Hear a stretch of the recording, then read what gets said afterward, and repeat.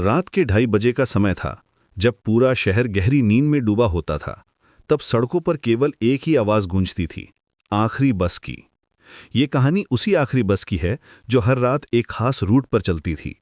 एक ऐसा रूट जिससे बचने की कोशिश करते थे सभी ड्राइवर। लेकिन उस रात जो हुआ वो किसी भी इंसान के लिए समझना मुश्किल था। ड्राइवर राजू अपनी आखिरी ड्यूटी पूरी करने की जंदी में था। 20 साल से वो यही काम कर रहा था। हजारों रातें गुजारी थी उसने इन्हीं सुनसान सड़कों पर। कंडक्टर सुरेश भी थका हुआ था।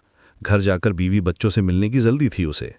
दोनों बस में बैठे थे और सोच रहे थे कि बस ये रूट खत्म हो जाए।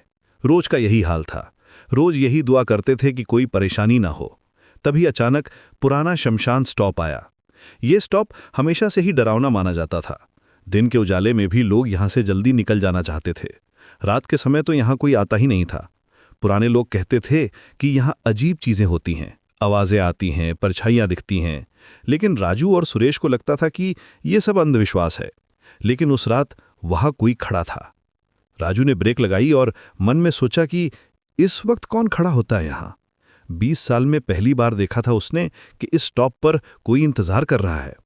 उसने देखा कि एक लड़की सफेद कपड़ों में खड़ी थी। उसका चेहरा नीचे की तरफ झुका हुआ था। लंबे काले बाल उसके चेहरे को पूरी तरह ढके हुए थे। हवा चल रही थी लेकिन उसके बाल हिल नहीं रहे थे। राजू को कुछ अजीब लगा, लेकिन फिर भी उसने दरवाजा खोल दिया। आखिर यही तो उसका काम था। लड़की धीरे धीरे बस में चढ़ी। उसकी चाल में कुछ अजीब था, जैसे वो पानी में तैर रही हो। सुरेश ने गौर से देखा तो उसकी सांस रुक गई। लड़की के पैर जमीन को छू ही नहीं रहे थे। वो हवा में तैर रही थी, बिल्कुल हवा में। सुरेश की आंखें फैल गईं, लेकिन डर के मारे वो कुछ कह नहीं पाया। गला सूख गया था उसका। लड़की चुपचाप एक सीट पर बैठ गई। उसने कोई आवाज नहीं की। सांस लेने की आवाज भी नहीं आ रही थी। बस फिर से चलने लगी। राजू के हाथ कांप रहे थे। स्टीयरिंग पकड़ना मुश्किल हो रहा था। सुरेश हिम्मत जुटाकर उसके पास गया और कांपती आवाज में बोला, टिकट। लड़की ने अपना सिर हिलाया और धीमी आवाज में कहा, मेरा स्टॉप आ गया है। उसकी आवाज में कोई गर्माहट नहीं थी, बिल्कुल बर्फ की तरह ठंडी। सुरेश ने इधर उधर देखा। अगला स्टॉप तो शमशान था। कोई घर नहीं था वहां, कोई दुकान नहीं थी, सिर्फ राख और हड्डियों का ढेर। उसने कहा, पर अगला स्टॉप तो शमशान है। लड़की ने धीरे धीरे अपना सिर उठाया और जो दिखा वो सुरेश के होश उड़ा गया। उसकी आंखों की जगह खाली गड्ढे थे, काली, गहरी, डरावनी, जैसे अंधेरे का कुआं हो। उसने मुस्कुराते हुए कहा, वही तो मेरा घर है। अचानक पूरी बस में अंधेरा छा गया। लाइटें बुझ गईं, इंजन की आवाज रुक गई, हवा भी रुक गई। सब कुछ बिल्कुल शांत हो गया, मौत जैसी शांति। कुछ सेकंड बाद लाइटें वापस जल गईं, लेकिन अब बस में कोई नहीं था, न राजू न सुरेश।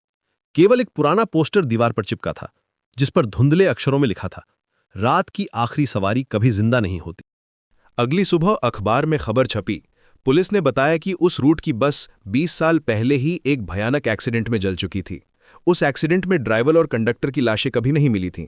पुलिस ने महीनों तक खोजा था, लेकिन हर रात वो बस फिर से चलती थी। लोगों ने देखा था, सुना था।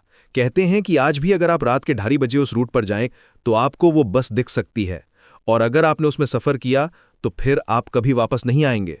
ये कहानी सिखाती है कि कुछ चीजें इस दुनिया में ऐसी होती हैं जिन्हें समझना हमारे बस की बात नहीं। कुछ आत्माएं इस धरती पर अटकी रह जाती हैं। वो अपना काम पूरा करने के लिए बार बार वापस आती हैं। वो अपनी मंजिल ढूंढती रहती हैं। राजू और सुरेश का क्या हुआ, कोई नहीं जानता, लेकिन कहते हैं कि अब वो भी उस बस के साथ हमेशा के लिए जुड़ गए हैं। वो भी उस लड़की की तरह रात की आखिरी सवारी का इंतजार करते हैं, हर रात, हमेशा के लिए। अगली बार जब आप रात में अकेले हों और कोई आखिरी बस दिखे तो याद रखिएगा, कभी कभी जो चीजें हमें सामान्य लगती हैं वो सबसे खतरनाक होती हैं, और कभी कभी मदद मांगने वाला इंसान इंसान होता ही नहीं। इस कहानी का अंत यही है, या शायद ये सिर्फ शुरुआत है? क्या आपने कभी आखिरी बस